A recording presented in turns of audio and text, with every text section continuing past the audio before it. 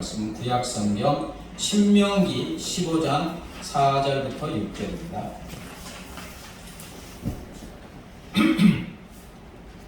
신명기 15장 4절부터 6절 한 목소리로 읽겠습니다. 시작. 네가 만일 내 하나님 여호와의 말씀만 듣고 내가 오늘 네게 내리는 그 명령을 다 지켜 행하면 네 하나님 여호와께서 네게 기업으로 주신 땅에서 네가 반드시 복을 받으리니 너희 중에 가난한 자가 없으리라. 내 하나님 여호와께서 네게 허락하신 대로 복을 주시리니 네가 여러 나라에 꾸어줄지라도 너는 꾸지 아니하겠고 네가 여러 나라를 통치할지라도 통치하지 아니하리라. 아멘. 6월달이 무슨 달입니까?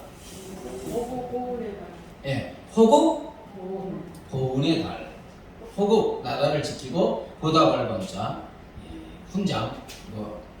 나라를 지키기 위해서 힘쓰고 애쓰며 또 생명을 바친 수많은 우리 선조들의 은혜를 기억하며 보답하고 감사하는 날입니다.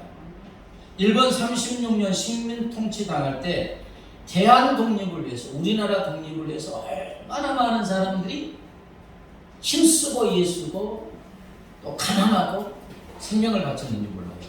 그리고 71년 전 1950년 6.25 전쟁 때 나라를 지키기 위해서 생명을 바친 이 나라에 많은 선조들이 있고 또 타국에 와서 생명을 바친 유엔군이 있습니다. 이들의 은혜를 기억하고 감사하는 달입니다. 여러분 6.25 전쟁 때 우리나라에 싸우는 군대를 파견한 나라가 16개국이고요. 물자, 보급품을 파견한 나라가 한 40여 개국 됩니다. 저도 조사해보다가 이렇게 많이 참조했나. 미국의 참전 인원이 얼마 정도 되겠습니까? 저는 군대만 생각했는데 보급품 이렇게 하면서 미국의 참전 인원만 178만 9천 명이에요. 그리고 다른 나라 참전 인원까지 하면 약 193만 명이 3년간 전쟁할 때 참여합니다. 이 작은 나라예요. 그리고 우리나라를 지키기 위해서 사망 또는 실종도 죽은 거잖아요. 사망 또는 실종된 유엔군은 미국만 약 45,116명이 죽거나 실종했습니다. 전체 모든 유엔군 중에는 사망 실종이 44,781명이나 되고 부상당하여 다리가 잘린다든지 부상당한 상위 군인은 92,134명이나 되었다는 것입니다. 요즘에 미국에서 다른 나라 전쟁 가잖아요. 몇 명만 죽어도요 철수하라고 그래요. 근데 우리나라에서는 45,000명 이상이 죽었어요. 여러분 어떻게 우리나라가 그렇죠? 이렇게 세계 많은 나라로부터 이런 은혜를 받게 된 것입니다. 이 나라를 사랑하시고 지켜보시는 우리 하나님의 간섭이고 다스림이고 은혜인 줄 믿습니다. 하나님은 하나님의 자녀들인 우리가 살고 있는 이 나라를 어떻게 하여 주신다고 약속합니까? 오늘 보면 하나님은 우리나라를 강대하고 복된 나라가 되게 하여 주시는 줄 믿습니다. 4절 6절 보면 내 하나님 여호와께서 네게 기업으로 주신 땅에서 우리나라에서 네가 반드시 복을 받으리니 너희 중에 가난한 자가 없으리라. 내 하나님 여호와께서 내게 허락하신 대로 네게 복을 주시리니 네가 여러 나라에 꾸어줄지라도 너는 꾸지 아니하겠고 네가 여러 나라를 통치할지라도 너는 통치를 당하지 아니하리라. 이 말씀은 하나님께서 이집트에서 국가가 없이 노예로 살고 있던 하나님의 선민 이스라엘에게 젖과 꿀이 흐르는 약속의 땅 가나안을 나라로 국가로 주시겠다는 약속의 말씀이에요. 그런데 나라를 주시되 가난해서 굶어 죽는 사람이 있는 나라가 아니라 반드시 복을 주어서 가난한 자가 없게 하시고 다른 나라에 꾸어줄지라도 꾸지 아니하는 나라, 다른 나라를 다스리고 통치할지라도 통치를 당하지 않는 세계 여러 나라 중에서 뛰어난 나라가 되게 하여 주신다는 겁니다. 그런데 이 말씀은 하나님의 자녀들인 우리가 살고 있는 이 대한민국에 하나님이 복 주셔서 다른 나라를 도와주는 나라, 세계 여러 나라 중에서 뛰어난 나라가 되게 하신다는 약속의 말씀인 줄 믿습니다. 자, 시편 20편 28절을 볼까요? 나라는 여호와의 것이요 여호와는 모든 나라의 주제심이로다. 하나님이 모든 나라의 뭐라고요? 주인이시고 모든 나라를 다스린다는 거예요. 미국 대통령이 미국을 다스리는 게 아니라 그 배후에서 미국의 주인은 누구예요? 하나님. 하나님이 그 나라를 다스린다는 거예요. 여러분, 이 말씀은 한 나라가 복받고 부강한 나라가 되느냐 망하는 나라가 되느냐는 다 누구의 손에 달려있다고요? 하나님의 손에 달려있는 줄 믿습니다. 자, 사무엘상 17장 47절을 보면 줄여서 전쟁은 여호와께 속한 것입니다. 전쟁은 어디에 속았다고요? 여러분, 전쟁에 피하면 어떻게 돼요? 나라 빼앗기고요, 노예되고요, 망하게 되고 수많은 사람이 죽임을 당하게 됩니다. 여러분, 전쟁에서 나라 간의 전쟁에서 승패는 한 나라의 운명을 좌우해요. 그죠? 전쟁에서 지면 끝나는 거예요. 그런데 이 전쟁은 누구에게 속해 있다고요? 하나님 속에. 전쟁의 승패는 전적으로 하나님에 속해 있다. 이 말은 한 나라가 복받고 잘되고 부강한 나라가 되는 것은 전적으로 누구의 손에 달려있다? 하나님의 손에 달려있다는 말씀인 줄 믿습니다. 자, 시편 33편 12절 읽습니다. 여호와를 자기 하나님으로 삼은 나라 곧 하나님의 기업으로 선택된 백성은 복이 있도다. 아멘. 여호와를 자기 하나님으로 삼은 나라, 하나님의 소유, 하나님의 기업으로 선택된 백성은 복이 있다는 거예요. 하나님의 자녀인 우리가 살고 있는 우리나라는 하나님께서 복을 주셔서 잘 사는 나라, 부강한 나라, 도와주는 나라가 되게 하여 주시는 줄 믿습니다. 그래서 린드체르라는 사람은 하나님을 첫째로 하고, 누구를 첫째로요? 하나님을 첫째로 하고 국가를 그 다음으로 하는 나라는 결코 망하지 않는다. 그리고 칼라이라는 사람은 위대한 신앙을 가진 민족은 위대한 국가를 건설한다고 있습니다. 다시 말하면 하나님을 첫째로 하는 위대한 신앙을 가진 나라는 결코 망하지 않고 위대한 국가를 건설한다는 것입니다. 하나님은 하나님을 믿는 하나님의 자녀가 사는 우리나라를 위대한 나라가 되게 하여 주시는 줄 믿습니다. 자, 이스라엘 보세요. 이집트에 뭐로 살고 있었어요? 노예. 나라가 없었어요. 국가가 없었어요. 근데 하나님은 하나님의 백성 이스라엘을 이집트에서 어떻게 했습니까? 해방시켜 주시고, 그리고 그들이 적과 꿀이는 가나안 땅으로 인도하여서 그 토착민들을 다 몰아내고 나라를 이루게 하셨어요. 국가를 이루게 하셨어요. 그래서 복에 복을 내려서 구워주는 나라, 다른 나라를 통치하는 나라가 되게 하여 주셨는데, 자, 가장 부강할 때가 언제였냐면 다윗 이어서 솔로몬 시대입니다. 솔로몬 시대 이스라엘은 하나님의 복주심으로 주변 나라를 다스리는 아주 강대한 나라가 되었어요. 열왕기상 4장 21절 한번 볼까요? 솔로몬이 그 강에서부터 블레셋 사람의 땅에 이르기까지와 애굽 지경에 미치기까지의 모든 나라를 다스림으로 솔로몬이 사는 그 나라들이 조공을 바쳐 섬겼더라. 솔로몬 시대 이스라엘은 유브라테 강이 있잖아요. 유브라테 강에서부터 블레셋, 지중해 블레셋 땅과 이집트 나일강 지경에 미치기까지 모든 나라 모든 왕을 다스렸고, 그들 나라에서 조공을 받았어요. 관세 통행세를 받는 부강한 나라, 다른 나라를 다스리는 나라가 되게 하여 주셨습니다. 약속대로 하셨어요. 근데 이제 물론 부강한 나라가 되었는데 그게 하나님의 은혜인 줄 모르고 솔로몬이 이제 이방 나라의 여인들과 이렇게 결혼을 하고 우상숭배에서 그때부터 이제 망하기 시작한 거지, 하나님은 약속한 대로 지켜주신 줄 믿습니다. 그런데 이런 이스라엘 나라와 똑같은 나라가 있어요. 판박이의 나라, 바로 대한민국 우리나라입니다. 우리나라 근현대사 100년, 1920년 이쪽부터 지금까지 100년 사는 진짜 하나님의 작품인 줄 믿습니다. 자, 우리나라는 일본의 식민 통치를 36년 받으면서 노예와 같은 삶을 살았죠. 다 빼앗겼잖아요. 쌀도 못 먹었잖아요. 그러나 이런 나라에 우리를 불쌍히 여기신 우리 하나님은 1945년 8월 15일 해방을 시켜주셨습니다. 이집트가 노예 이렇게 한 것처럼. 근데 지금으로부터 71년 전 1950년 6.25 전쟁에서도 구원하여 주신 줄 믿습니다. 자, 이제 오늘은 좀 역사 공부를 하면서 하나님의 은혜를 좀 알아야 됩니다. 은혜를 못 오면 망하게 됩니다. 은혜를 못 오면. 자, 71년 전 1950년 6월 25일 일요일 우리나라 국군들 막 이렇게 휴가 나갔을 때 새벽 4시에 북한인민군 12만 명이 소련이 제공한 탱크 244대를 앞세우고 막 남한을 휴전선 전체가 쫙 침입을 합니다.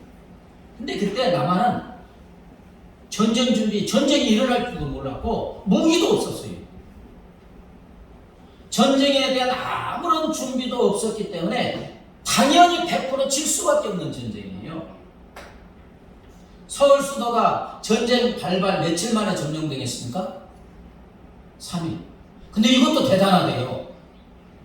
저기 휴전선에서 서울까지 한두 시간 거리면 그냥 탱크 몰고 오는 거예요. 근데 아무런 무기도 별로 없었는데 3일간 나가서 온 거예요. 근데 어쨌든 3일 만에 서울 수도가 함락됐어요. 그런데 참 역사적인 미스터리인 것은 물론 하나님이 개입하셨지만 3일 만에 수도 서울을 함락한 북한군이 멈추지 않고 계속해서 남쪽으로 진군했다면 우리나라는 유엔군이 참전할 기회도 없이 부산까지 다 먹혔어요. 그렇죠? 3일 만에 했는데 그때 우리나라 아무것도 없는데 막 밀리는 거야. 그냥 방어도 못해. 탱크도 없으니까 밀고 들어오면 그냥 쫓겨가는 거야. 그런데 무슨 이유인지 몰라도 물론 이제 역사가들이 연구를 했지만 서울을 점령한 북한군이 서울서 3일간이나 탱자하면서 막 왕궁들을 구경하고 멈춰 있었어요. 물론 역사적으로 보면 우리나라 그때 박헌영이라는 공산당이 있고 뭐 100만 명의 공산당원이 있었고 그래서 박헌영이가 서울만 점령하면 전국에서 공산당이 일어나서 그냥 먹는다 뭐 이렇게 했대요. 근데 그 전에 하나님께서 역사에 있어서 1948년 고항법 만들어서 싹 색출한 거예요. 그걸 모르고 그랬어요. 어쨌든 뭐 정확한 이유는 모르고 지금도 많은 역사가들이 연구가 있지만 왜 3일간 멈춰서 거기서 놀고 있었는가? 미스터리입니다. 물론 우리는 그 근본적인 이유를 알고 있습니다. 구체적인 이유가 무엇이든지 이것은 하나님이 이 전쟁에 개입하신 줄 믿습니다. 전쟁은 누구에게 속했어요? 하나님께 속해 있어요. 어떤 이유서든 간에 하나님이 개입하셔서 북한군으로 하여금 3일간 서울에 머물며 놀게 하여 주신 줄 믿습니다. 이로 인하여 정신없이 밀리다가 한국군은 전열을 그래도 정비하게 돼요. 그리고 안양 여기 수원 있잖아요. 수원에 방어선을 구축하여서 그래도 뭐 버티는 거예요. 그러다가 밀려서 최전선 어디까지 갑니까? 저기 낙동강이 무슨 도에 있죠? 경상도. 네, 경상도. 이제 거기만 나가면 부산이 끝나는 거예요. 낙동강 전선까지 밀리면서 버티게 되었고 그 벌어들인 시간으로 인하여 유엔군이 참전할 시간을 얻게 됩니다. 시간. 그런데 이제 역사를 추적해 보면 미군을 중심으로 한 유엔군이 참전하게 된 것은 하나님이 개입하신 기적임을 우리는 알 수가 있어요. 이제 이것을 알려면 2년 전, 약 1년 6개월 전 유엔 총회부터 살펴봐야 돼요. 1945년 일본의 식민 통치를 받던 우리나라는 일본에 3번 되었죠. 그리고 1945년 8월 15일 대한민국을 건국했어요. 근데 그때 소련과 뭐 이렇게 미국에 이렇게 협정해서 휴전선 38선이 갖고 남과 북이 나눠져 있었네요. 그래서 남한만 대한민국 민주공화국을 건국했어요.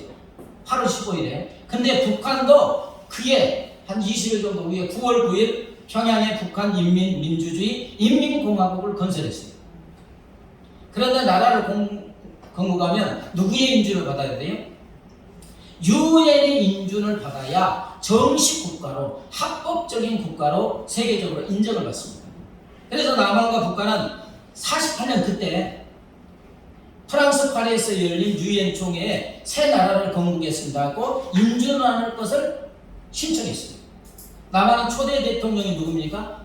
이승만 박사가 아주 독실한 크리스찬인 장면 박사를 대표 단장하여 5명의 위원을 파견했는데, 문제는 유엔 총회 첫날부터 대한민국 건국 인준안을 회의에 이렇게 상정했어요.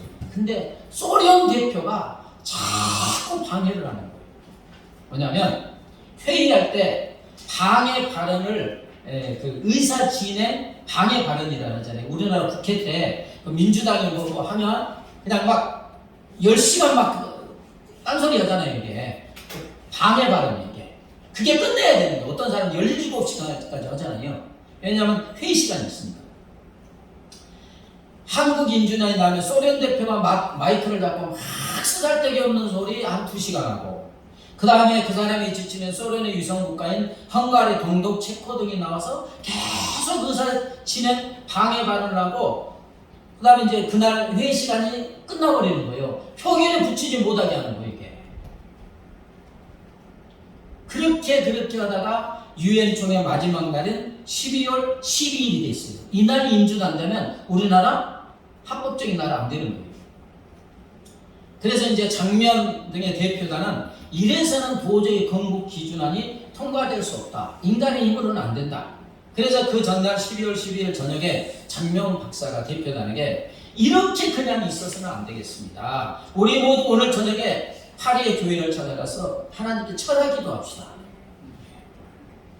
그래서 대표단은 파리 시내에 있는 한 교회를 찾아가서 밤새도록 무릎을 꿇고 기도하고, 본국에서도 이승만 대통령과 장관들과 집에 가지 않고 국무회의실에서 밤새도록 기도하고, 그리고 한 전국교회 기도해달라고 이렇게 부탁을 했어요. 하나님이 들어주셨겠습니까? 안 들어주셨겠습니까? 역사적인 사실이니까. 그런데 바로 다음날 기적이 일어났습니다. 물론 하나님이 들어주셨죠.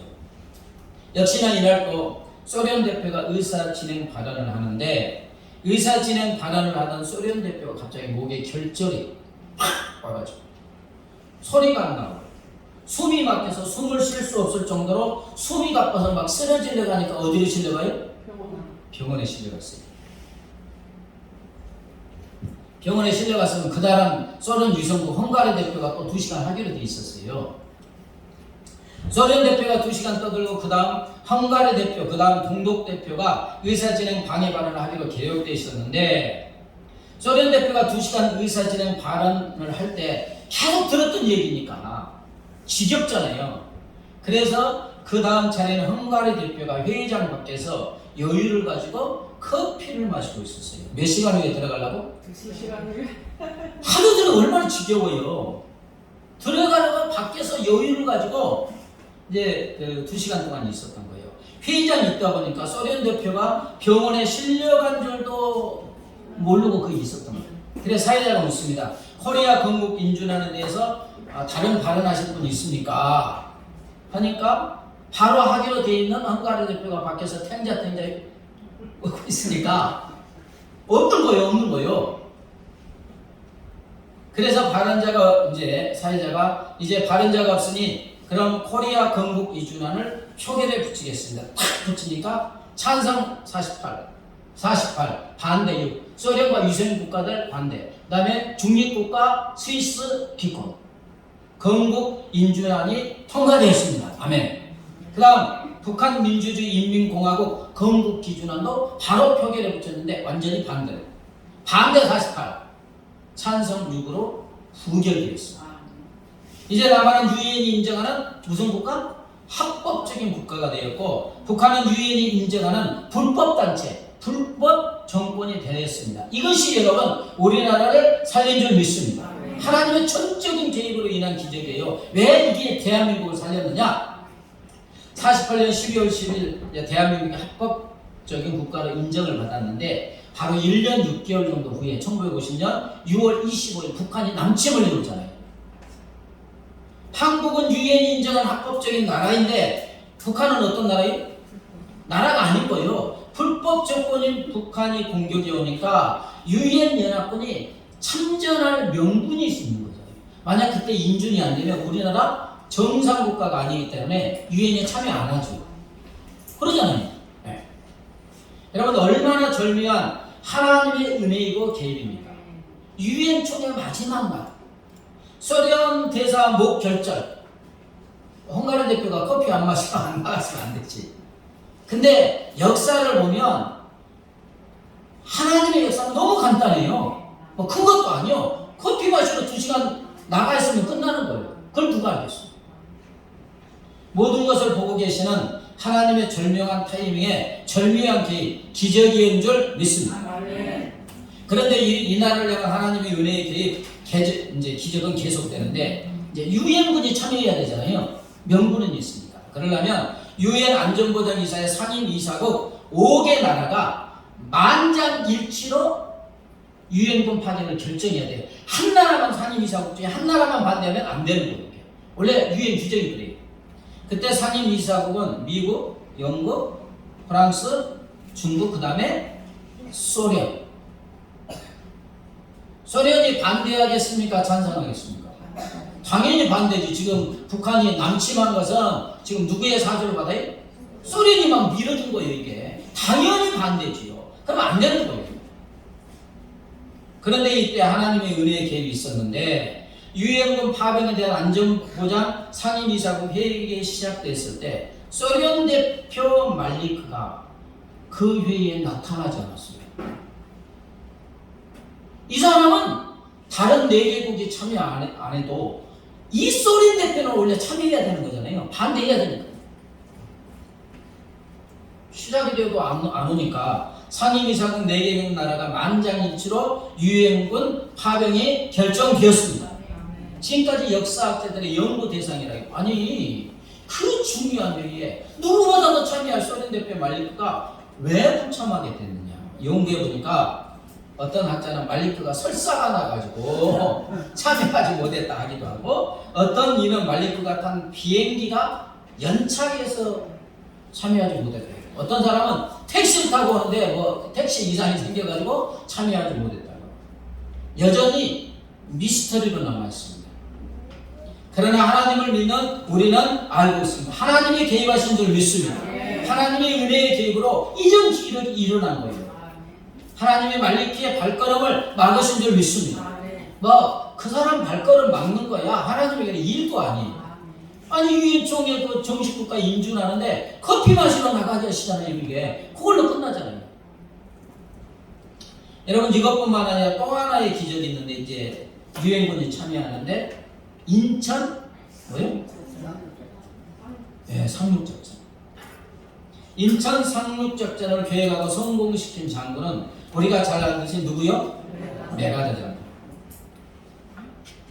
그런데 이 메가더 장군과 절친이 누구예요?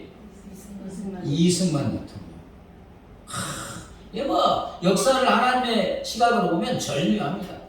이승만 대통령이 이제 그 노일 전쟁이 있을 때 영어를 너무 잘해가지고 감옥에서 사형수였는데 특사로 그냥 미국으로 갑니다. 영어 할 사람이 그 사람밖에 없습니다. 아주 대단한 사람입니다. 그런데 거기 갔을 때 노일 전쟁으로 일본이 이겨가지고 한일합방이 되잖아요. 그래서 거기서 공부를 하는데 워싱턴 대학 학사, 그 다음에 하버드 대학 석사, 프린스턴 대학 박사 5년 만에 마쳤는데 지금 미국 사람도 이 정도 안 된다는 거예요. 그래 거기서 멈춰 있을 때 이제 그 친한 사람이 사이라고 해갖고 메가더 소령을 소개했냐 딱 보니까 육군사가 이렇게 수석조급자거든요. 아, 이 사람 탁월하다. 그래서 우리나라 고려자료도 이렇게 선물도 주면서 40년간 절친이 되었다고 합니다. 이제 이승만 대통령이 취임을 할 때 메가더를 초청했는데, 아니 이 가난한 나라, 식민지였던 나라, 대미국의 태평양 사령부 이 사람이 오겠어요? 그때 우리나라는 대통령이 가지고 미국 차관도 안 만나줬어요. 차관도 정도가 겨우 만나줄까? 국빈이 아니에요. 근데 초청하니까 와요 안 와요? 그 절친이니까. 그래서 이제 축사를 하는데 축사 내용이 절묘합니다. 프레지던트 승만님, 이승만 대통령님, 우리 미군은 당신 나라의 국민을 보호하고 민주주의를 지키기 위해서 어떤 희생을 치르더라도 당신 나라를 지켜드리겠습니다. 이게 축사예요. 이 축사 후에 1년 6개월 만에 6.25 전쟁이 발발한 거잖아요. 그래서 이제 북한의 남침으로 서울을 3일 만에 함락되었고, 이제 최후의 방에서 낙동강 전선만 있어요. 그냥 밀고 들어오고 부산하면 유엔군이 뭐 끝나는 거예요. 이때 메가더 장군이 중간을 끌어야 되겠다. 인천의 상륙작전에서 이 앞쪽에 밑에 쪽에 있는 북한군과 이쪽을 완전히 절단해야 되겠다. 그래갖고 이제 인천 상륙작전을 계획을 하는데 듣는 사람마다 다 반대하는 거예요. 열이면 열, 그건 불가능하다. 미국 공구에서도 트루만 대통령을 비롯하여 모든 강요들이 이건 불가능하다. 왜냐? 인천의 그 밀물과 썰물, 조수 간만의 차가 너무 심하여서 군인들이 큰 배가 여기 육지까지 못 오잖아요. 저 중간에서 내려서 와야 되는데 그 내려서 육지까지 오는 시간이 2시간 만에 와야 되는데요. 조수 간만의 차가 심해가지고 배에서 내린 연합군이 2시간 안에 육지에 상륙하지 못하면 다 바닷물에 빠져 죽을 수밖에 없으니까 절대 불가능하다. 그래서 그 확률을 얼마나 따졌느냐? 인천 상륙작전 성공 가능성, 성공 확률은 5,000분의 1이 되겠대요. 그러니까 5,000번 시도해서 겨우 한 번 성공할까 말까 한 작전이라는 거예요. 그래 다 반대했어요. 근데 참 이게 믿음의 사람은 좀 달라요. 메가더 장군 그 기도문도 보면 멋있잖아요. 아주 감동 깊고. 믿음의 사람 메가더 장군이 뭐라면 5,000분의 1이니까 가능하다는 거야. 처음 들으면서 이게 뭔 말이야? 5,000분의 1이니까 안 된다고 하는데 5,000분의 1이니까 가능하다는 거예요. 왜냐? 북한군도 적군들도 그렇게 생각할 것이 아니냐. 그러니까 인천 앞바다 그쪽에 군인이 북한군이 와 있으면 못 오지요. 그냥 바다에는 그냥 총 대포 쏴면 어떻게 상륙하겠어요. 근데 5,000분의 1이니까 적군도 그렇게 생각하니까 군대를 배치하지 않을 것이다. 참 하나님의 역사인 줄 믿습니다. 메가더 장군은 인천 상륙작전을 감행하였고 50년 9월 15일 조수 간만의 차를 극복하고 상륙에 성공하였습니다. 5,000번 하여야 성공할 것을 단 한 번에 성공했어요. 누구의 은혜입니까? 하나님의 은혜인 줄 믿습니다. 이 인천 상륙작전 성공으로 우리나라는 전쟁에 지지 않았지요. 휴전을 했으니까. 공산화되지 않고 자유민주주의 안에서 지금 이렇게 부강하고 복된 나라, 세계 모든 민족의 뛰어난 민족으로 우뚝 서 있는 줄 믿습니다. 사랑하는 여러분, 인천 상륙작전 5,000분의 1에 성공합니다. 그러나 하나님이 개입하시고 간섭하시면 억만분의 1, 확률이 제로, 불가능하여도 되는 줄 믿습니다. 예. 하나님이 하시면 불가능이 가능이 되는 줄 믿습니다. 하나님이. 자, 여러분. 그러므로 하나님은 이 나라를 일본 36년 식민 독재 안에서 해방의 은혜를 주셨고 질 수밖에 없는, 누가 봐도 질 수밖에 없는 6.25 전쟁에서 많은 기적을 베풀어 주시고 지지 않게 하시고 공산화되지 않게 하시고 이렇게 부강하고 복된 나라로 인도하여 주셨겠습니다.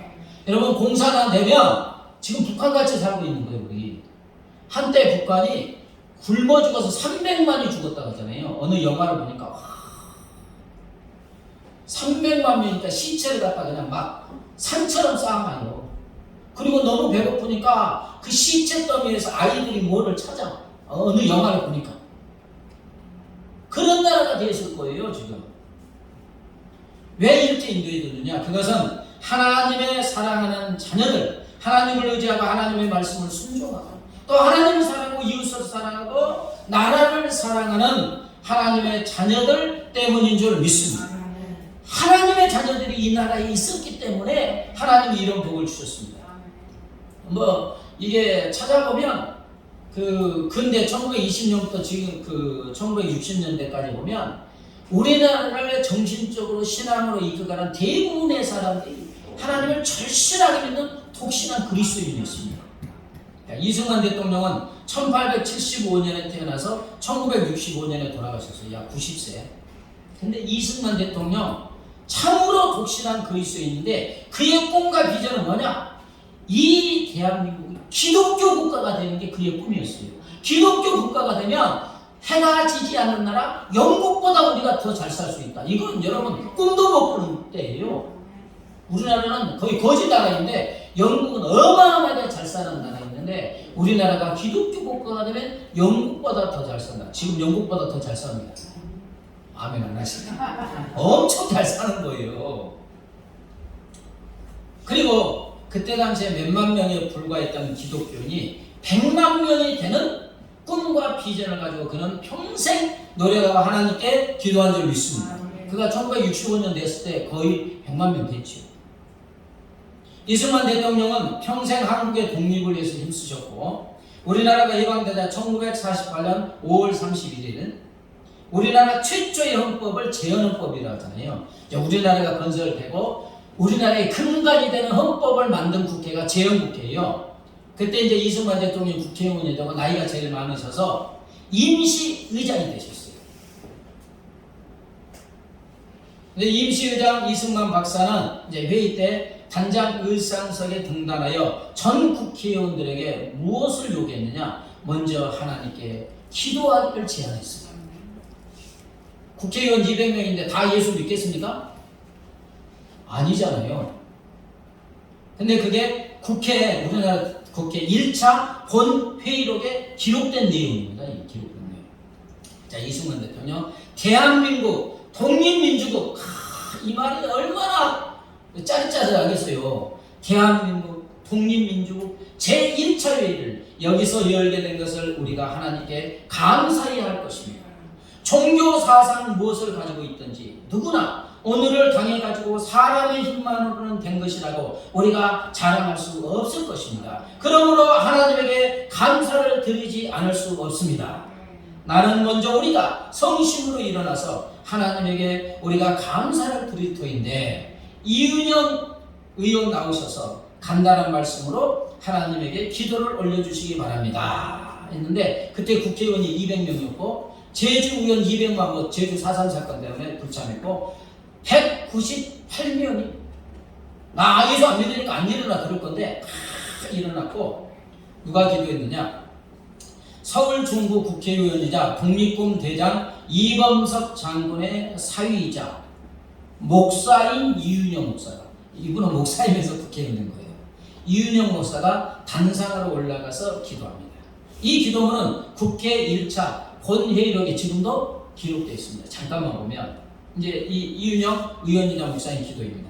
이 우주 만물을 창조하시고 인간의 역사를 섭리하시는 하나님이여, 이 민족을 돌아보시고 이 땅에 축복하셔서 감사에 넘치는 오늘이 있게 하심을 주님께 저희들은 성심으로 감사하나이다. 오랜 세월 이 민족의 고통과 호소를 들으시고 정의의 칼을 빼서 일제압력 폭력을 굽히시사 하나님은 이제 세계 만방의 양심을 움직이시고 또한 우리 민족의 영혼을 들으심으로 이 기쁜 역사적 환희의 날을 이 시간에 우리에게 오게 하시는 하나님의 섭리가 세계 만방에 현시하신 것으로 믿나이다. 하나님이여, 이로부터 남북이 둘로 갈리어진 이 민족의 어려운 고통과 수치를 신운하게 해주시고 우리 민족 우리 동포가 손을 갖추지 않고 웃으며 노래 부르는 날이 우리 앞에 속히 오기를 기도하나이다 하면서 쫙 기도합니다. 사랑하는 여러분, 이처럼 우리나라는 기도로 시작한 나라인 줄 믿습니다. 그리고 이승만 박사는 1948년 대한민국 초대 대통령이 되었고 한 2년 후에 6.25 전쟁이 발발했을 때 믿음으로 전쟁을 승리로 이끌었습니다. 북한 남측을 다 이승만 대통령이 보고를 받고 어떡하지? 어떻게 회의 빨리 모여! 이렇게 해야 되는 거잖아요. 원래 그러잖아요. 안전부장 회의 이런 거. 근데 딱 북한 남침의 소식을 듣고 나에게 1시간만 여유를 달라, 보고자에게. 그런 다음에 방에 들어가서 하나님께 간절히 먼저 기도하고 나서 하나님 주신 메시지 4가지 원칙을 미국 대사 본초에게 제시했습니다. 한반도 전쟁이 세계대전이 되면 안 된다, 이런 식으로 해서. 그 다음 4번째가 우리는 아무것도 없다. 미국동 유엔군이 바로 참전해야 된다. 이걸 요구한 거예요. 기도하고. 그래서 이제 전쟁이 일어났고 전세가 너무 불리하여 이승만 대통령과 정부 강요들은 어쩔 수 없이 이제 부산으로 피난하였는데, 이제 주일날 이승만 대통령과 정부 강요들이 하나님께 예배를 드립니다. 그 첫날 예배 성가대 주일을 맡은 나운영 교수가 다음날 예배 드릴 때 어떤 성가대 찬양으로 하나님께 영광 돌릴까? 나라의 운명이 바람 앞에 등불 같은 이때 무슨 곡으로 하나님을 찬양할까? 고민하다가 결국 시편 23편의 내용을 중심으로 자기가 작곡하여서 다음날 성가대 연수보가 하나님을 찬양하는데 여호와는 이 나라의 목자가 되시니 우리나라가 부족함이 없으리로다. 이제 이렇게 해갖고 성가전 이제 나훈영 교수는 뒤로 돌아서서 대통령과 청중 앞에서 사역을 이야기합니다. 제가 어떤 찬양으로 하나님께 영광을 드릴까 밤새 고민하다가 시편 23편을 찾고 가요. 제가 하나님께 성가대가 영광을 드리겠습니다 하면서 돌아서서 나훈영 교수도 울면서 지휘하고 성가대도 너무 울면서 찬양하더라 제대로 찬양을 못할 지경이었고 대통령도 청중도 다 울었습니다. 뭐 같은 건 아니지만 그런 찬양이 있죠. 여호와 나의 목자 내게 부족 없네. 푸르른 초장 위에 나의 몸 누이시네. 선한 목자 오 나의 목자여 생수가 넘치는 곳 날 인도하네. 내 영혼 소생하며 자기 이름 위에 의에겐 인도하니 골짜기 두려먹네. 선한 목자 오 나의 목자여 생수가 넘치는 곳 날 인도하네. 기름을 머리 위에 부으시는 주님 평생의 선하심과 인자함 따르니 선한 목자 오 나의 목자여 생수가 넘치는 곳 날 인도하네. 자 이제 우리 한번 불러보겠습니다. 아시는 분은 따라하시고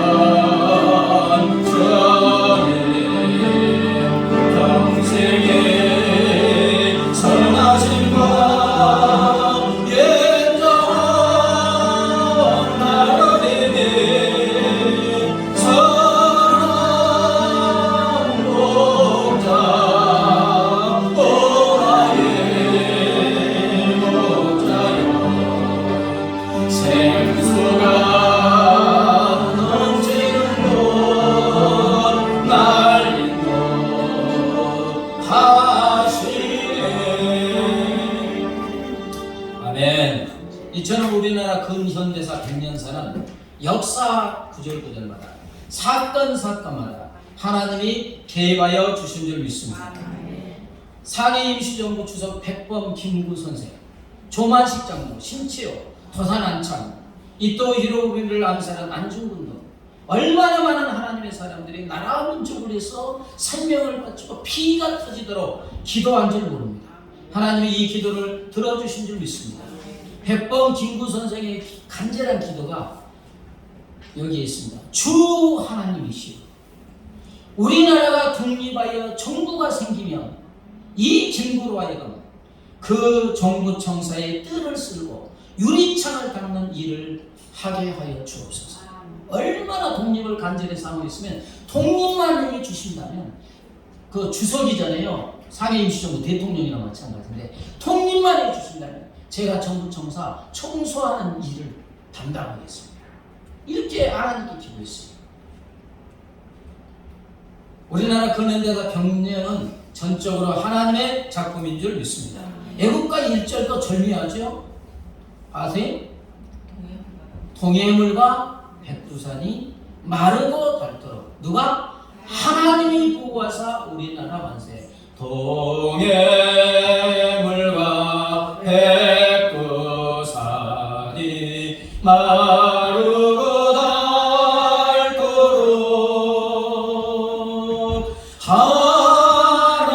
하나님이 보호하사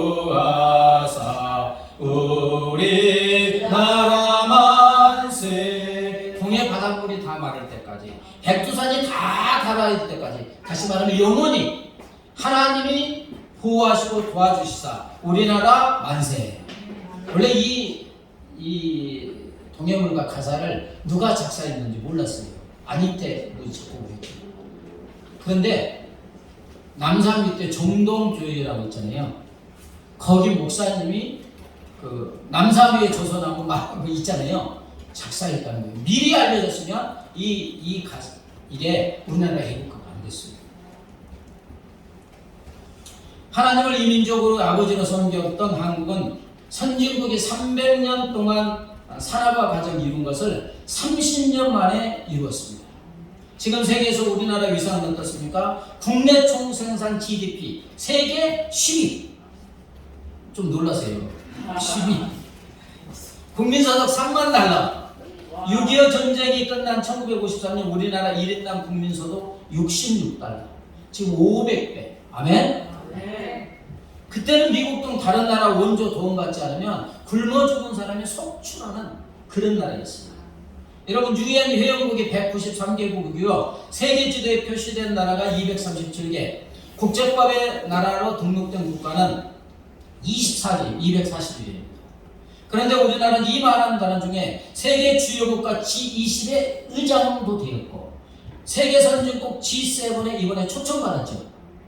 이게 초청받은 게 그냥 초청하는 게 아니에요. 세계 선진국 가장 위에 있는 G7 7개 나라에 초청받았다는 것은 우리나라가 G7에 들어갈 자격이 있는 나라인 줄 믿습니다. 그래서 초청한 거예요. 놀라셔야 돼요. 남과북 이렇게 잘라져 있고 작은 나라, 국민도 좋고 기름이 나오는 것도 아니고 일제 36년에서 그냥 다 빼앗기고 주6.25 전쟁으로 잿더미가 된 나라가 한 70년 만에 이렇게 된 건 기적 중에 기적인 줄 믿습니다. 여러분, 한국 문화가 세계에 영향을 미치고 있죠. 한류. 한국의 대중문화는 이제 아시아를 넘어서요. 미국, 남미, 유럽 등 외국에서 인기 절정입니다. 방탄소년단, BTS. 세계를 열광시키고 K-반역 세계가 본받으려 가고 있습니다. 여러분, 이 작은 나라가 어떻게 이렇게 됐어요? 하나님의 작품인 줄 믿습니다. 하나님이 도와주시고 하나님이 간섭하시고 하나님이 복 주셔서 강대한 나라 자유민주주의가 되게 하여 주신 줄 믿습니다. 그러므로 여러분, 우리는 어떻게 해야 됩니까? 기도해야 될 줄 믿습니다. 디모데전서 2장 1, 2절 가보겠습니다. 그러므로 내가 첫째로 권하노니 모든 사람을 위하여 간구와 기도와 도구와 감사를 하되 임금들과 높은 지위에 있는 모든 사람을 위하여 하라. 임금들과 높은 지위에 있는 사람들을 위해서 무엇보다도 먼저 기도하라. 나라와 민족을 위해서 무엇보다도 기도하라는 말씀인 줄 믿습니다. 여러분, 우리가 공산화되면 신앙생활 못해요. 평안한 생활 못해요. 자유 다 빼앗깁니다. 그래서 나라 민족을 위해서 기도하라는 거예요. 예레미야 33장 2절부터 3절입니다. 이를 행하시는 여호와, 그것을 만들며 성취하시는 여호와, 그의 이름을 여호와라 네가 이와 같이 이르시도다. 너는 내게 부르짖으라. 내가 네게 응답하겠고 네가 알지 못하는 크고 은밀한 일을 내게 보이리라. 하나님은 어떤 분이라고요? 일을 행하는 여호와.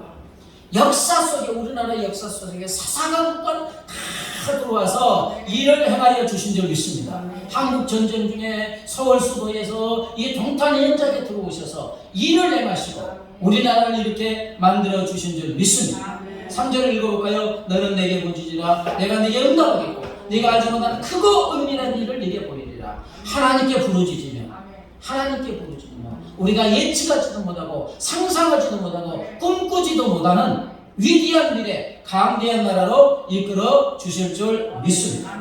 기도하겠습니다. 하나님 아버지 감사합니다. 근현대사 100년을 믿음의 눈으로 바라보면 하나님께서 역사의 구절구절마다 사건 속에서 참여하시고 개입하시고 기적을 일으켜 주셔서 이 나라를 자유민주 복음 안에서 복되고 아름다운 강대한 나라, 세계 모든 민족에 뛰어난 민족으로 인도하여 주신 줄 믿습니다. 하나님, 우리가 해야 될 일이 무엇입니까? 우리의 믿음의 선조들이 그랬던 것처럼 나라와 민족의 주인 되신 하나님께 부르짖는 기도의 삶을 살아가게 하여 주시옵소서. 우리가 기도할 때 우리가 상상하지도 못하는, 꿈도 꾸지 못하는, 예측하지도 못하고 기대하지도 못하는 어마어마한 은혜를 베풀어 주시고 계속해서 위대하고 강대한 나라, 세계 모든 민족에 뛰어난 나라로 만들어 주실 줄 믿습니다. 이 믿음으로 전진하는 우리 모두가 되게 하여 주시옵소서. 감사하며 예수님의 이름으로 기도드리옵나이다. 아멘. 이제는 길이요 진리요 생명 되신 우리 주 예수 그리스도의 은혜와 독생성자를 십자가에 누주신 하나님 아버지의 무한 광대하신 사랑과 영원히 우리 함께하시는 성령 하나님의 교통하심과 인도하심과 보호하심이 이 복된 나라에서 살게 된 것이 하나님의 전적 은혜임을 기억하고 감사하며 나라와 민족을 위해서 부르짖고 기도하기로 결심하는 사랑하는 주의 자녀들과 그 가정과 삶의 터전 위에 이제부터 영원까지 함께 하시기를 간절히 축원하옵나이다.